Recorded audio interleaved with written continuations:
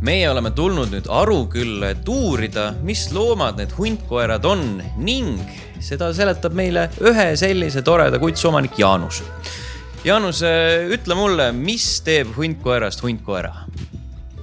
Nad on hästi targad, et ükskõik kui targad koerad ka siis ei ole, et siis hundkoer on sinna rohkem hunditarkuse poole ja vähem selle koera tarkuse poole. Nad hoiavad väga oma perekonda. Et isegi rohkem kui koerad. Ta tunneb kõikide oma sõprade nimesid. Ja kui sa need nimesid ütled, siis ta hakkab kutsuma neid. Heera. Heera. Kuti. Kuti.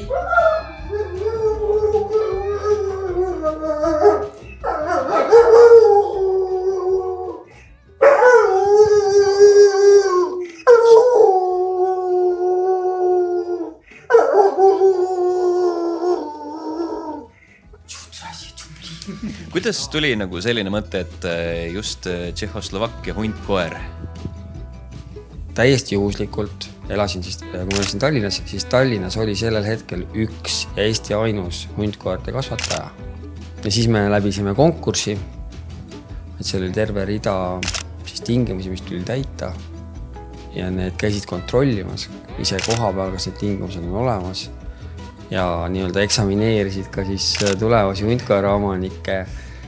Väga lihtne ei olnudki isegi teda saada. Sa pead aru saama, et see ei ole koer. Ja hundkoer ikkagi tähendab seda, et nad on ema kaudu hundid. Neid põlvkondasid ei ole üldse väga palju. Ja see hundi loomus ikkagi tuleb kaasa, mis tähendab seda, et neid kasvatatakse teistmoodi kui koerasid. Teine asi, mis võib olla siukene, mida väga läbi rääkida ei anna, on, et hundkoer tahab liikuda. Kui meid ei ole kodus, siis ta on aedikus ja ta suudab selle aedikus läbida 30 kilomeetrit vähemalt iga päev. Kui te olete loomaaias nüüd hunti, siis lihtsalt lasevad edasi-tagasi nagu tundide kaupa, et ta teeb seda samamoodi täpselt. Ja võib-olla kolmas asi on see, et nagu soov õppida temaga koos ja tegeleda temaga. Sest nad on nagu väga targad ja kui nad jätta nagu tähelepanuta, siis nad hakkavad endale ise tegevust otsima, et see on võib-olla mingi joon, mis on siis osade koeratõugudega väga sarnane, et te mõtlete mõned sellised ülienergilised, et nad on hästi energilised. Ja võivad igasuguseid asju kodus siis korraldada, et neil oleks huvitavam. Millised on olnud nagu need kõige suuremad, ütleme, et ühelt poolt murekohad ja teiselt poolt siis nagu need kõige suuremad plussid, mis hundkoeraga kaasa tulevad, et millist rõõmu ta on teile pakkunud aastate jooksul? Kõige suurem murekoht on see, et kui sul on endal väga kaua koerad olnud, minul on mitu koera olnud, siis ikka see koeraga suhtlemise või koeraga käitumise või koera kasvatamise või koera peremees olemise käitumismuster tahab tagasi tulla. Ja siis lähevad asjad bussi, et kas ta siis ei kuula või ta siis ei käitub kummaliselt või mitte kurjalt, aga lihtsalt nagu, ma ei tea, ei kuula sind või ei suhtle sinuga või on sul raske taga kontakti saada. Et see on üks asi. Teine on see, et nad hoiavad seda perekonda nii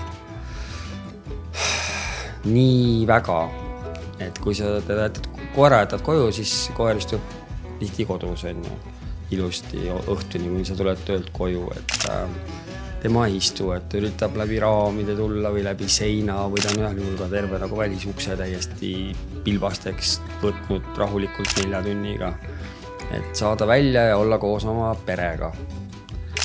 Toredatest asjadest on see, et ta hoiab seda peret hästi, kuidas mõtle, see tunne või see emotsionaalne ruum on nagu koerast väga erinev, et koerad nagu jäävad natuke lasteks heas mõttes meiega koos ju alati, aga hundkoerad kasvavad nagu suurteks. Ja see tema hoolimine natukene sellise nagu suure inimese hoolimise moodi. See on täiesti teistsugune kogemus võrreldes tavalise koeraga. Sa pead ise sinna nagu panustama. Vaata, nad on hundid olnud alles üsna hiljuti. ja looduses ei ole sellist tõupõhiseid iseloomuomadusid nagu inimest ei ole liigipõhiseid iseloomuomadusi, eks ju. Sellepärast võib ühes pesakonnas olla nagu tohutult erinevat iseloomud, ega koerte hulgas ka ei ole tegelikult niimoodi, et kõik on täpselt sama iseloomuga, et ka on erinevad. Aga hundkoertel on seda veel eriti palju, ja mõned näiteks pelgavad inimesi, keda nad ei tunne, meie oma pelgab inimesi, keda ei tunne. Mõni õnnel on jälle suva jälle, talle just inimesed meeldivad. Ja nüüd on nagu igasugused seinast seina, et hundkoeraga on natukene see, et sa ei tea nagu, mis isiksus sealt tuleb. Aga teil ei ole selliseid hirmuäratavaid olukordi olnud või et ei ole keegi nagu tänaval kohkunud, kui jalutamas käita? Ei, aga meil tänaval on saanud nagu, ma arvan, lugematu arv kordi nalja. Lapsed on hästi tähelepanelikud. Täiskasvanud on tihti oma mõtetes või mingi olmeteemadega vaatavad, et ma ei tea, autot ei tuleks või mida iganes, mis lapsega koos käes teed. Ja siis on hästi tavaline on see, et kõnnime tänaval ja siis laps ütleb, näe, hunt. Ema ütleb, kus? Seal. Ei, see on koer. Kas oli väike äratundmisrõõm ka, kui leidis olümpialased see väike tormijooksel finišisirgel, kus hundkoer ka koos teistega suusatajatega üle joone jooksis? Jah, nad on sellised, ongi sellised. Et ilmselt oli ta hästi sotsialiseeritud, et ta inimesi ei kartnud väga, eks ju. Mis tähendas seda, et tal omanik oli ilmselt temaga nagu süvitsi tegelenud. Ja siis ta ongi, et temal ei olnud siis midagi enam häda, et selle ülejäänud oli hämming võib-olla. Selle hundkoera võtmine võib-olla on selline asi, et õnneks need omanikud vähemalt Eestis on hästi vastutustundlikud ja nad lihtsalt ei müünud lihtsalt seda, tõesti siis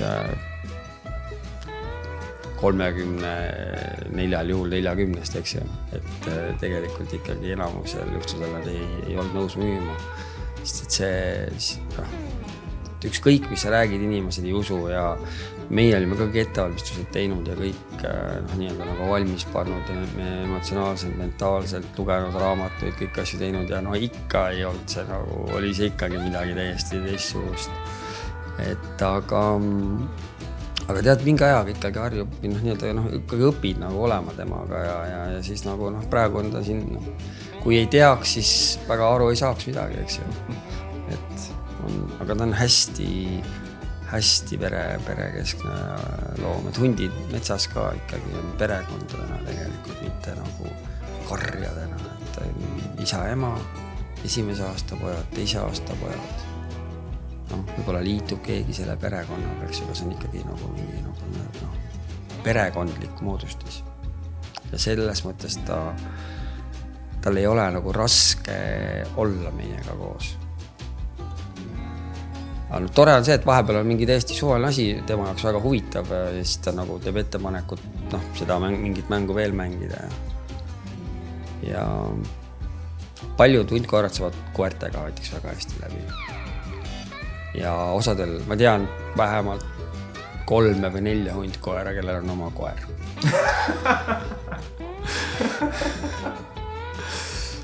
No võt siis. Sest nad on nagu targad, siis nad suudavad neid koeri nagu, ma ei tea, õpetada, näidata neile nagu neid toredaid asju, nendega koos mängida oma reeglite järele ja koertele tegelikult alati meeldib, kui keegi, koerad on karjalised ja neile sobib, kui on hästi selge nagu hierarhia ja see hundkoeraga see hierarhia enamasti tekib ikkagi isegi ilma mingi vägivallata, sellepärast, et ta nagu teab kogu aeg, mis teha tuleb, eks ju, ja koertele selline maailm sobib, eks ju.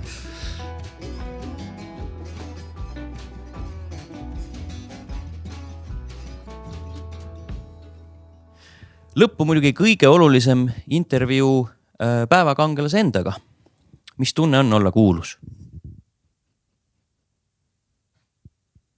Ma arvan, et sellega on kõik öeldud.